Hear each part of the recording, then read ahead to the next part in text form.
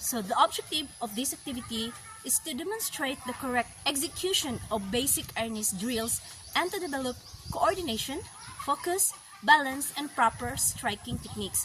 It also aims to enhance students' understanding of the fundamental skills required in Arnis. Arnis, also called Eskrima or Kali, is a Filipino martial art that teaches weapon-based fighting using sticks, knives, bladed weapons, and also unarmed defense techniques. It was officially declared the national martial arts and sport of the Philippines under Republic Act number 9850 in 2009, highlighting its cultural importance.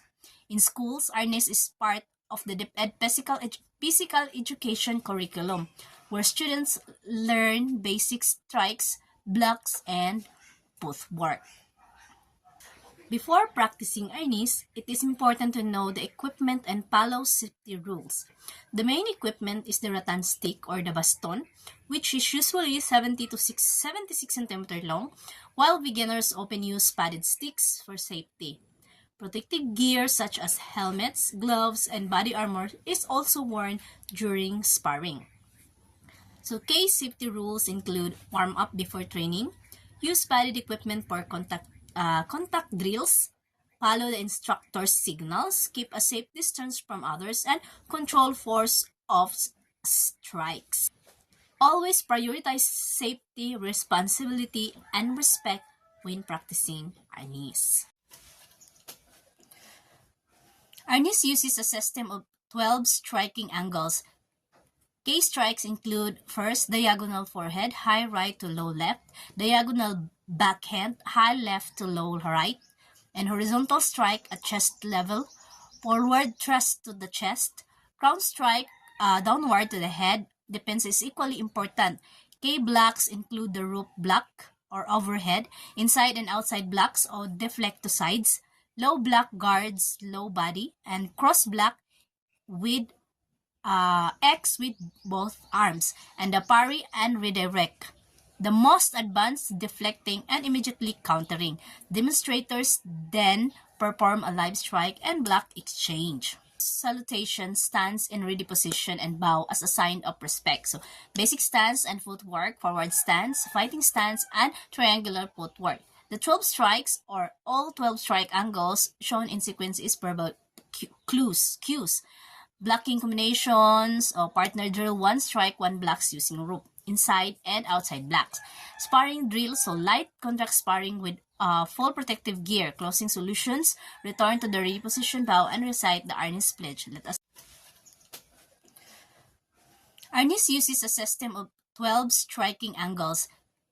Case strikes include first diagonal forehead, high right to low left, diagonal backhand, high left to low right, and horizontal strike at chest level, forward thrust to the chest, crown strike downward to the head. Defense is equally important.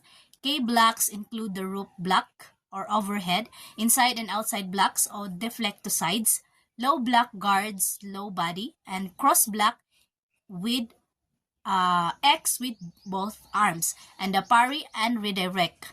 The most advanced deflecting and immediately countering. Demonstrators then perform a live strike and block exchange. Salutation, stance in ready position, and bow as a sign of respect. So basic stance and footwork, forward stance, fighting stance, and triangular footwork. The 12 strikes or all 12 strike angles shown in sequence is verbal cues. Blocking combinations or partner drill, one strike, one blocks using rope, inside and outside blocks. Sparring drill, so light contact sparring with full protective gear. Closing solutions, return to the ready position, bow, and recite the Arnis pledge. Arnis uses a system of 12 striking angles. Case strikes include first diagonal forehead, high right to low left, diagonal backhand, high left to low right, and horizontal strike at chest level, forward thrust to the chest, crown strike downward to the head. Defense is equally important. K blocks include the rope block or overhead, inside and outside blocks or deflect to sides, low block guards low body, and cross block with X with both arms, and the parry and redirect. The most advanced deflecting and immediately countering. Demonstrators then perform a live strike and block exchange. Salutation, stance in ready position, and bow as a sign of respect. So, basic stance and footwork, forward stance, fighting stance, and triangular footwork. The 12 strikes, or all 12 strike angles shown in sequence, is verbal cues. Blocking combinations or partner drill, one strike, one blocks using rope, inside and outside blocks. Sparring drill, so light contract sparring with full protective gear, closing solutions, return to the ready position, bow, and recite the Arnis. Arnis goes beyond physical techniques. It shapes character. It instills respect through traditional bowing, discipline through consistent training, and Filipino identity by connecting practitioners to their cultural roots.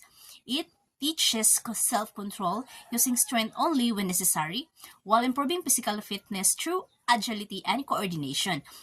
In competition, it builds sportsmanship, winning humbly and losing gracefully. There are values every Filipino student carries far beyond the gymnasium. Arnis belongs to Filipino, from the first-time learner to the seasoned practitioner.